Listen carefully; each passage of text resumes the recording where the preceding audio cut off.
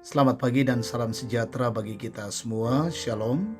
Senang bisa berjumpa kembali Bapak Ibu, saudara-saudara yang terkasih dalam waktu teduh pagi, edisi Sabtu 14 Mei 2022. Bacaan kita Wahyu 11 ayat 15 sampai 19. Sebelumnya mari kita berdoa. Tuhan Allah di sorga, kami bersyukur pada pagi yang indah ini. Tuhan kembali memberikan hari baru, hari karunia Tuhan untuk kami.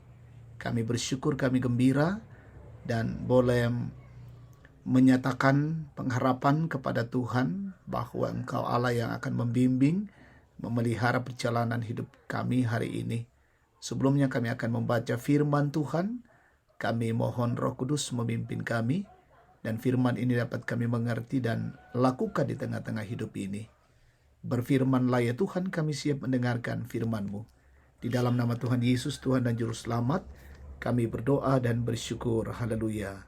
Amin. Wahyu pasal 11 ayat 15 sampai 19.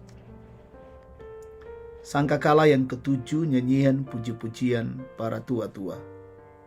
Lalu malaikat yang ketujuh meniup sangkakalanya, dan terdengarlah suara-suara nyaring di dalam sorga, katanya, pemerintahan atas dunia dipegang oleh Tuhan kita, dan Dia yang diurapinya, dan Dia akan memerintah sebagai Raja sampai selama-lamanya.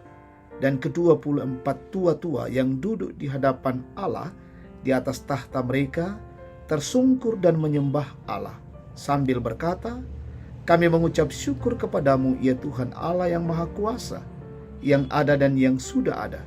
Karena Engkau telah memangkuh kuasa-Mu yang besar dan telah mulai memerintah sebagai Raja. Dan semua bangsa telah marah, tetapi amarah-Mu telah datang dan saat bagi orang-orang mati untuk dihakimi dan untuk memberi upah kepada hamba-hamba-Mu, nabi-nabi dan orang-orang kudus, dan kepada mereka yang takut akan nama-Mu, kepada orang-orang kecil dan orang-orang besar, dan untuk membinasakan barang siapa yang membinasakan bumi. Maka terbukalah bait suci Allah yang di sorga, dan kelihatanlah tabut perjanjiannya di dalam bait suci itu, dan terjadilah kilat dan deruh guru dan gempa bumi dan hujan es lebat. Demikian firman Tuhan. Amin. Tema kita mempersaksikan kekuasaan Allah. Saudara yang terkasih, saksi umumnya merujuk kepada satu pihak dalam pengadilan. Saksi harus memberikan keterangan demi kepentingan penyelidikan. Secara khusus, saksi diminta menyatakan kebenaran, dengan demikian sebuah perkara terselesaikan dengan baik. Akan tetapi dalam iman Kristen, saksi menegaskan sebuah makna yang serupa, namun dengan penegasan yang berbeda. Kita dapat melihatnya dalam perikop saat ini. Perikop kita berbicara tentang 24 penatua yang dengan takjub dan dengan penuh puji-pujian akan kekuasaan Allah yang memerintah dunia. Mereka tersungkur di hadapan Allah sebagai respon terhadap trompet dari para malaikat. Puji-pujian tersebut berisi tentang kekuasaan Allah yang sudah ada sejak dahulu kala. Amarah pemerintah dunia menjadi tidak berarti oleh ketika amarah Allah terjadi. Sementara itu, Allah menghadiahi mereka yang taat, yakni para nabi dan orang-orang kudus. Yohanes menandaskan kepada orang percaya bahwa sekalipun mereka tengah mengalami kesulitan akibat penganiayaan dan penolakan di dalam masyarakat, kekuasaan ada pada Allah di dalam Yesus Kristus yang telah ada sejak dahulu kala. Hal buruk apapun yang dikerjakan oleh pemegang kekuasaan dan yang orang percaya alami tidak mengubah kekuasaan Allah.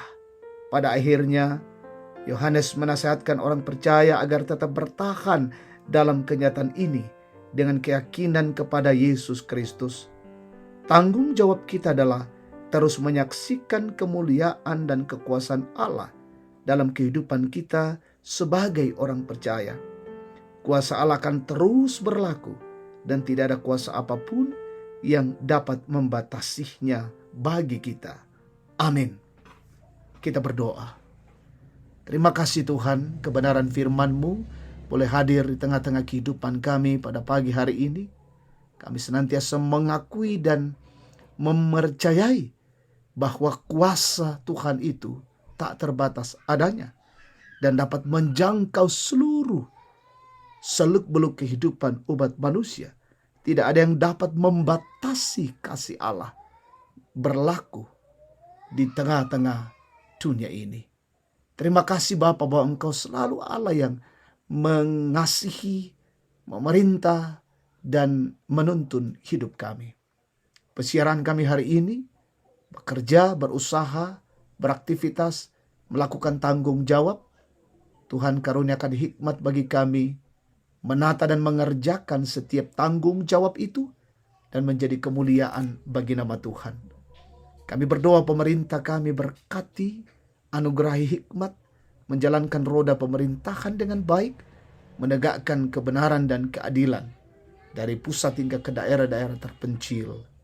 Kami berdoa, jemaat Tuhan yang sakit, sembuhkan ya Bapa, yang berduka hiburkan, lalai sadarkan, yang mengalami pergumulan, teguhkan hati mereka, mencari pekerjaan, kiranya Tuhan menunjukkan bagi mereka, sementara mengenyam pendidikan, berkati dan mereka tetap berjuang dengan baik. Kami berdoa yang berulang tahun, bersyukur karena keberhasilan, sempurnakan sukacita mereka. Dan inilah doa dan syukur kami kepadamu. Kami sampaikan di dalam nama Yesus, Tuhan dan Juru Selamat kami. Amin. Demikian waktu terus bersama. Tuhan memberkati kita hari ini. Selamat pagi, Shalom.